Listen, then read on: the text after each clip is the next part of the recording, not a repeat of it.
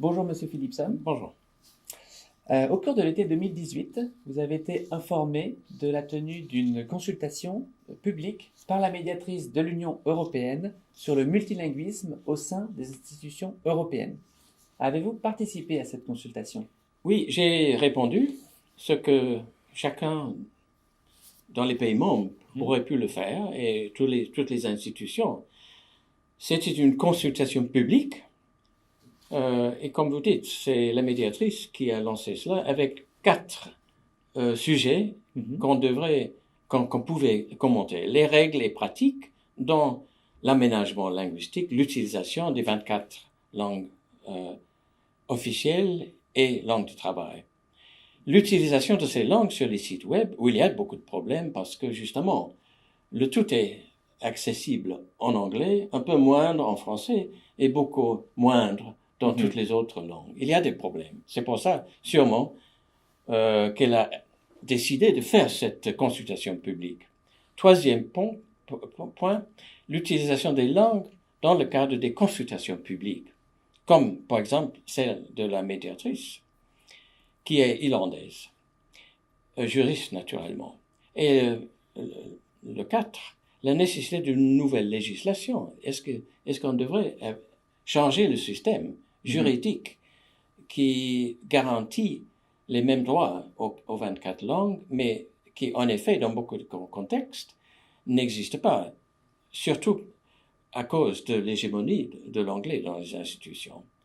Quand 85% des textes qu'on produit à l'intérieur des institutions sont en anglais. Et on pense anglais quand on écrit, on utilise l'anglais. Bon, la nécessité d'une nouvelle législation, les coûts de la traduction, des services de traduction, on aurait pu ajouter le coût des interprétations et le potentiel des tractions automatiques. Est-ce qu'on peut faire des choses qu'on ne fait pas au moment actuel avec les services automatiques, traduction, ce genre de choses. Et c'est ça qu'on a... Il y avait je crois une quinzaine de questions pour essayer d'avoir des réponses dans tous ces domaines. Et avez-vous été informé des résultats? Les résultats sont venus au mois de février et produits dans les 24 langues, ce qu'on doit faire. Et j'ai une liste de ce qu'elle a découvert, que la population, les personnes qui prennent les langues au sérieux, mais sont de l'opinion que le multilinguisme bénéficie d'un large soutien. Donc, le financement est nécessaire pour ces langues. Les restrictions linguistiques peuvent être autorisées dans certaines circonstances, mais doivent être justifiées dans le cadre d'un régime linguistique publié sur tous les sites web des organes des institutions de l'Union européenne, ce qui n'est pas le cas au moment actuel. Par exemple, les sites web des organes de l'Union européenne, beaucoup d'organes, il y a, je sais pas, une trentaine d'organes, où on utilise les langues, mais probablement pas toutes les langues, à part le Cour de justice, qui est obligé de publier toutes ses décisions dans les 24 langues. Mais les autres organismes, par exemple, pour les droits humains à l'intérieur, c'est surtout l'anglais qu'on utilise. D'accord. Pour les finances également. Bon, il y a beaucoup de réponses, et la tâche de la médiatrice, c'était de publier les réponses que les personnes qui ont contribué une réponse ont écrit à la médiatrice. Combien de personnes ont participé à cette consultation? Je crois que c'était 300, quelque chose comme ça. Avec une surreprésentation des espérantistes, qui sont les personnes qui sont très engagées dans les questions de politique linguistique. Donc vous dites que 300 personnes seulement ont répondu à cette consultation sur 500 millions d'Européens. Oui, justement. Oui, tout à fait. Comment expliquez-vous ce manque de participation pour un sujet qui est aussi important? se prévoit qu'on a conscience de ce que fait l'Union européenne et qu'on a noté que ça se passe. Et évidemment, la plupart de la population dans tous les pays ne le fait pas. Et quand je vois, par exemple, j'ai habité Danemark pendant le baccalauréat, je reçois chaque jour beaucoup de renseignements de ce que fait les institutions. On commence en danois, parce que c'est pour les Danois. Ensuite, vous avez un sujet où il y a quelque chose en français, allemand et le danois. D'accord. Peut-être le danois, peut-être l'allemand. Ensuite, quand il n'y a plus de renseignements, il n'y a que quelque chose en anglais. C'est ça qui est le problème.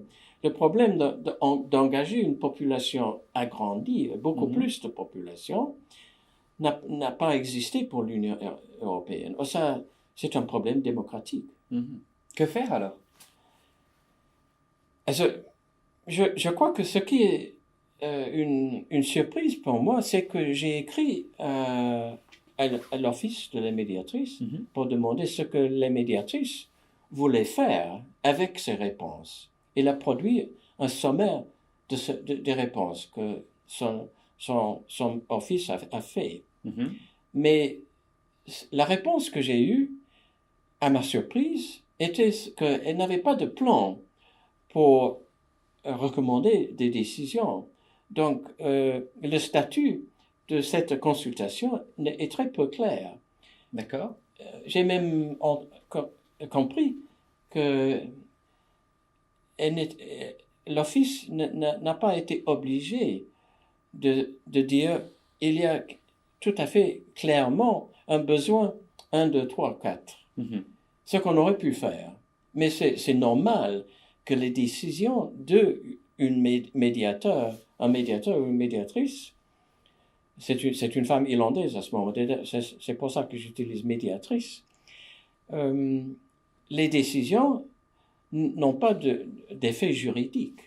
Ce n'est pas obligatoire de suivre les conseils ou bien les décisions d'un médiateur. Oui. Donc, elle ne propose pas de solution. Non, c'est une faiblesse de l'institution. Tandis qu'un médiateur en Suède, où j'habite au moment actuel, ou au Danemark, que je connais très bien, après beaucoup d'années, les décisions d'un ombud et le médiateur, ce sont des choses qu'on doit suivre. Oui, parce que l'idée d'un médiateur, c'est de voir si on suit les règles, si on fait ce qu'on doit faire.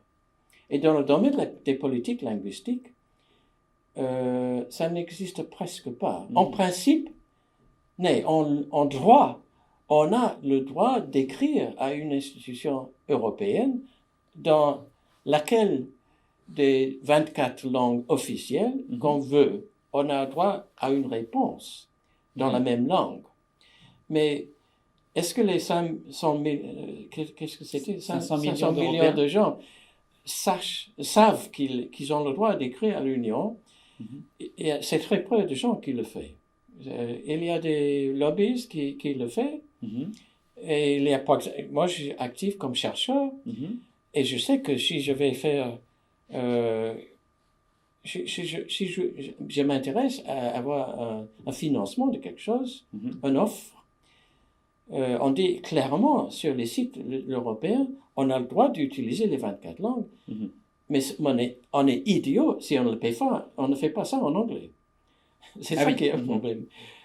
On peut le faire dans les autres langues, mais dans le domaine des recherches, on recommande qu'on a une traduction également en anglais. Et quand on sait qu'une demande, une offre pour l'argent, pour les recherches, c'est 100 pages.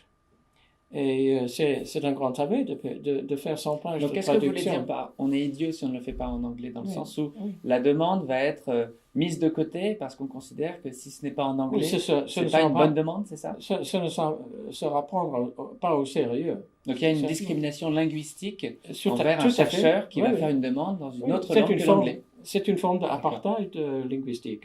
D'accord. Et ça, c'est très grave. C'est très grave. Parce que ça veut dire et de cette façon, on a eu besoin de cette question de clarifier ce qui se passe. Mais ça aura des conséquences, on ne le sait pas.